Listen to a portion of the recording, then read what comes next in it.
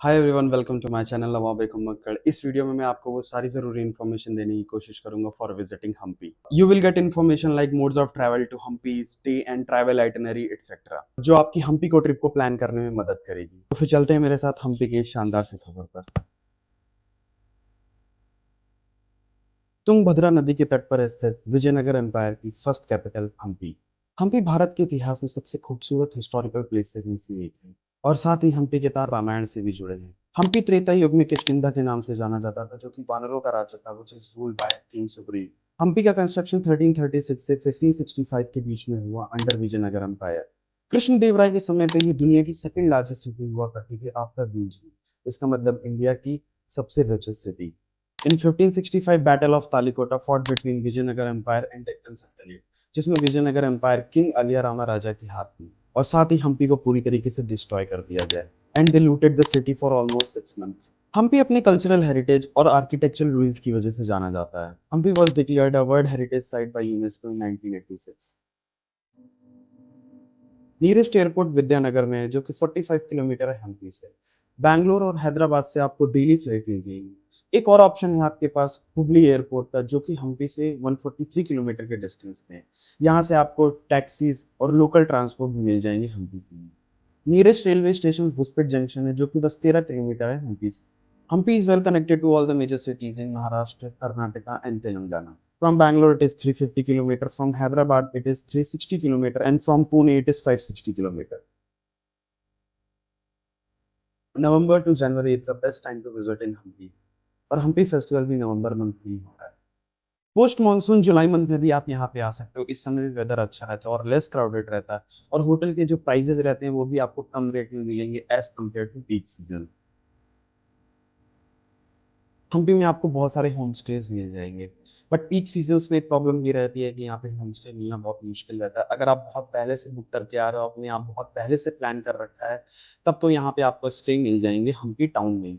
Otherwise आपको फिर होस्पेट में रुकना पड़ेगा। होस्पेट जो कि 10 से 12 किलोमीटर के डिस्टेंस पे है, वहाँ पे आपको होटल मिल जाएंगे। मैं हम्पी के कुछ होम स्टेज के कॉन्टैक्ट नंबर और नेम्स हैं, वो डिस्क्रिप्शन में मेंशन कर दूंगा, आप उनसे बात कर सकते हो। मिनिमम आपको 2 दिन चाहिए यहीं पे एक्सप्लोर करने के लिए, बट अगर आपके पास ज़्यादा दिन है तो बहुत अच्छा है, जिससे आप जो प्लेसेस आप 2 दिन में कवर नहीं कर पाए हो, वो प्लेसेस आप एक्स्ट्रा डेज में कर सकते हो। हम्पी में दो पार्ट है एक्सप्लोर करने के लिए। एक आपका तुंगभद्रा रिवर के अदर साइड, जहाँ पे आपको थोड़ा सा चिल और रिलैक्स्ड वाइब देगा, और दूसरा आपका मॉन्यूमेंट्स, टेम्पल एंड आर्किटेक्चर। आप हम्पी जैसे ही पहुंचते हैं, वहाँ पे आप उतर के एक ये ट्रैवल गाइड ले सकते हो। इस ट्रैवल गाइड में आपको सारे मॉन्यूमेंट्स और उनकी डिटेल्स मिल जाएंगे, और साथ में आपको एक ऐसा मैप मिलेगा जो आपको हेल्प करेगा हम्पी घूमने में। डे वन पे अगर आप 10 से 11 बजे के बीच में हम्पी पहुंच गए हो, तो 2 से 3 घंटे रेस्ट करने के बाद आप 4 बजे के बीच निकल सकते हो सनापुर के लिए। यहाँ पे आप तुंगभद्रा रिवर पे कोरैकल राइड, पहले यहाँ पे कोरैकल राइड सनापुर डैम पे होती थी, बट अब वो उधर क्लोज हो गई है।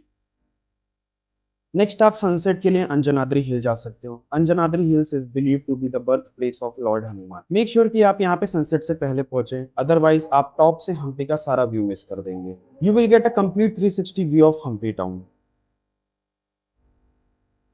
टॉप तक पहुंचने के लिए आपको 550 स्टेप्स चढ़ने पड़ेंगे, जिसमें लगभग आपको 45 मिनट्स लगेंगे।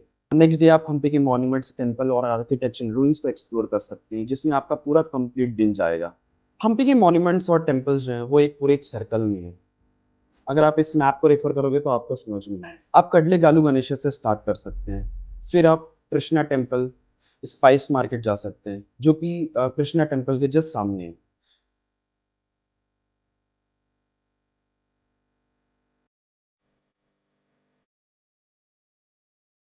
फिर आप उग्र नरसिम्हा टेम्पल जा सकते हैं, तो बदावी लिंगम भी मिल जाएगा, जो कि एक ही कॉम्प्लेक्स में है।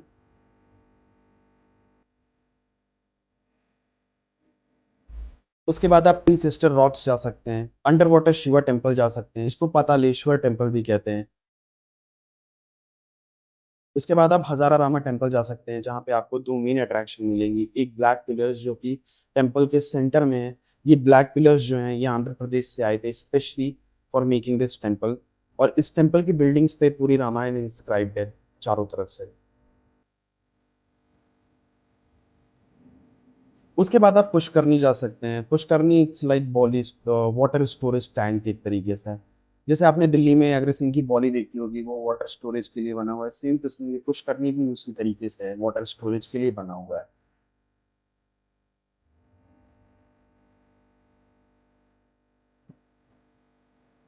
उसी कॉम्प्लेक्स में आपको एक महानवमी टिब्बा मिल जाएगा, जहाँ पे जो अभी फेमस मैसूर दशहरा जो सेलिब्रेट होता है मैसूर में, वो पहले यहाँ पे सेलिब्रेट करा जाता था कृष्णदेवराय।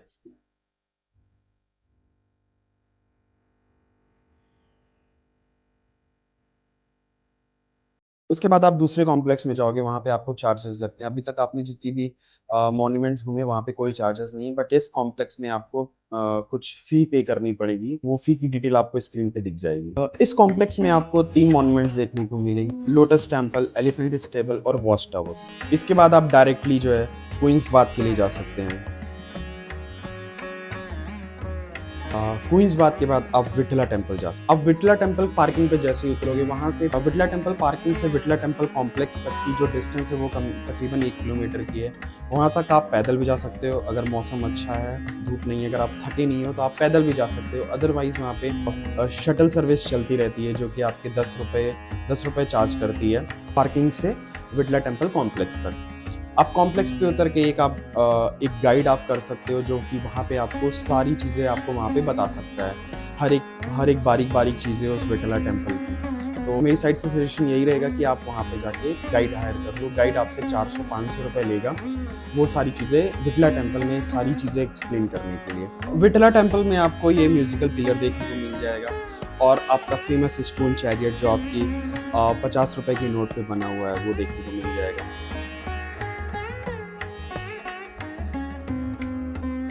उसके बाद आप विरूपाक्षा टेम्पल जा सकते हो। अब विरूपाक्षा टेम्पल जाने के 2 तरीके हैं, या तो आप वहीं से ही विठला टेम्पल से ही 3.5 किलोमीटर की वॉक करके आप विरूपाक्षा टेम्पल जा सकते हो। अदरवाइज आप जहाँ से आए हो बाय रोड भी आप जा सकते हो। अगर आप बाय वॉक जाना चाहते हो, जो 3.5 किलोमीटर के डिस्टेंस है, वहाँ पे भी आपको कई सारी चीज़ें आपको वहाँ पे रास्ते में मिल जाएंगी। अच्युतराया टेम्पल्स, किंग बैलेंस और कोटिलिंगा और सुग्रीव केव, और ऐसे कई सारे टेम्पल्स मिल जाएंगे। और बीच में आपको एक कोरैकल राइड करने का भी एक पॉइंट मिलेगा, जहाँ पे आप कोरैकल राइड कर सकते हैं। फिर वहीं से आप डायरेक्टली जो है विरूपाक्षा टेम्पल की तरफ निकल सकते हो। वो भी एक अच्छा, तो अगर आप अपनी खुद की बाइक से आए हो या अपनी कार से आए हो, अगर आप विरूपाक्षा टेम्पल के लिए 3.5 किलोमीटर चल के जा रहे हो इस वाले रास्ते से, तो आपको इस रास्ते से वापस आना पड़ेगा अपनी अपनी कार को पिक करने के लिए, अपनी बाइक को पिक करने के लिए। बट अगर आप हम्पी में कोई ऑटो हायर कर लेते हो या कोई टैक्सी हायर कर लेते हो, तो उसके केस में वो आपको पिक करेगा वडलेकालू गणेशा टेम्पल से और हम्पी बाजार से। फिर आप डायरेक्टली आपको वो ड्रॉप कर देगा विठला टेम्पल के पार्किंग। फिर वहां से आप पैदल आ सकते हो विरूपाक्षा टेम्पल के लिए। अब विरूपाक्षा टेम्पल का प्लान करो कि आप 6 बजे से पहले आ जाओ, और 6 बजे से क्या 5 बजे से पहले आप आ जाओ तो बहुत अच्छा रहेगा। वहां पे आपको दर्शन भी मिल जाएंगे, और साथ साथ में आप लक्ष्मी से भी मिल सकते हो।